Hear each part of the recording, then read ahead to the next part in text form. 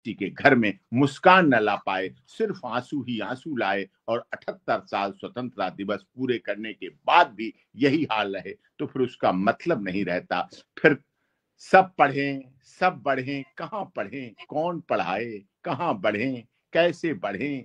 फिर तो शिक्षक वही रह गया जो 30 साल और 25 साल पहले फिल्मों में दिखाया जाता था, मैं मामूली गरीब स्कूल मास्टर। अब तो उससे भी बदतर हो गई।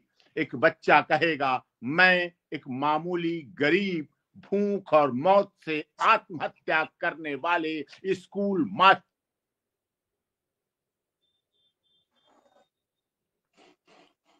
चलिए, कोई तकनीकी व्यवधान आया है, निश्चित दोबारा होंगे।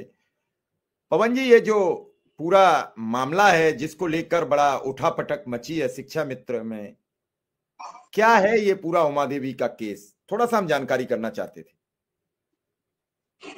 सर हमारे प्रणाम, आप लोगों को सबको एक मिनट में नमस्कार। डिबेट का मतलब खत्म हो जाता है, डिबेट की बातचीत खत्म हो जाती है।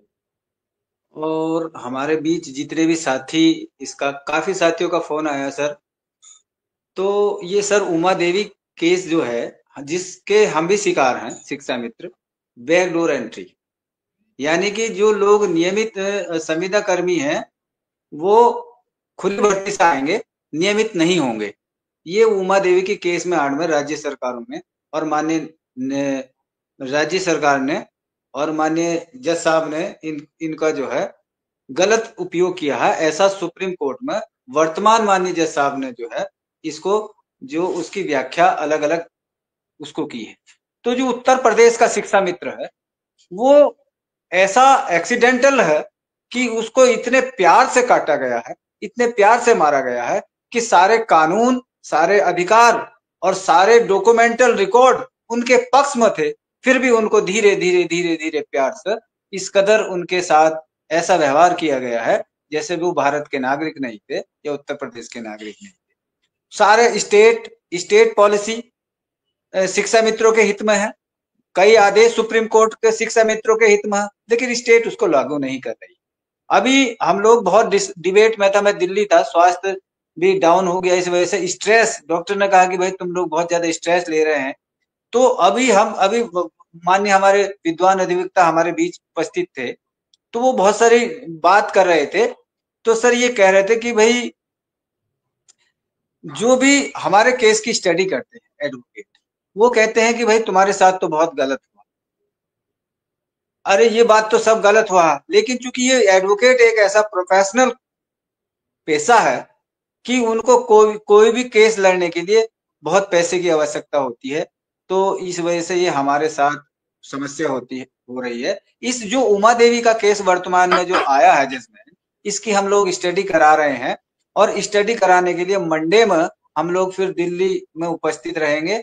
तो ये सारी चीजें जो हमारे साथ, ये जो हमारे साथ हमको क्या करा गया कि जो हम संविदा कर्मी थे, हम सहायक अध्यापक के पद पर नियुक्त नहीं थे, लेकिन चूंकि हम सहायक अध्यापक के पद पर नियुक्त करने के लिए हमको पहले 2 वर्षीय बीटीसी की है, 2 वर्षीय हमने बीटीसी की स्नातक के बाद।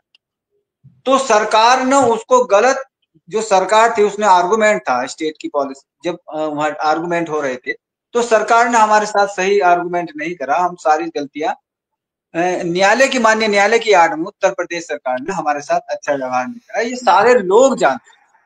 अब क्या कर सकते हैं इसमें, हम जो भी आदेश आता है उसकी स्टडी कराते हैं। आदेश बहुत सारे हमारे पक्ष में, सबसे कमजोर आदेश हमारे जो पक्ष में है उत्तर प्रदेश का, अभी जो वर्तमान में कंटेप्ट में सरकार गई, सरकार के खिलाफ कंटेप्ट हुआ है, सम्मानजनक मानदेय बढ़ा, तो अब सरकार उसको भी नहीं मान रही, बहुत लंबे समय कंटेप्ट करना पड़ा। उमा देवी केस के बाद सर रामशरण मौर्य, मैं फिर कहता हूं कि रामशरण मौर्य केस के आधार पर बनाकर सारे शिक्षा मित्रों को सहायक अध्यापक बना सकती थी। सुप्रीम कोर्ट का आदेश ये कहता है रामशरण मौर्य केस कि भाई आप जो है, हम सरकार ने ये एफिडेविट दिया था कि हम शिक्षा मित्रों को एक और अवसर देंगे, जो इनके साथ जो cut off, after cut off का मामला हुआ।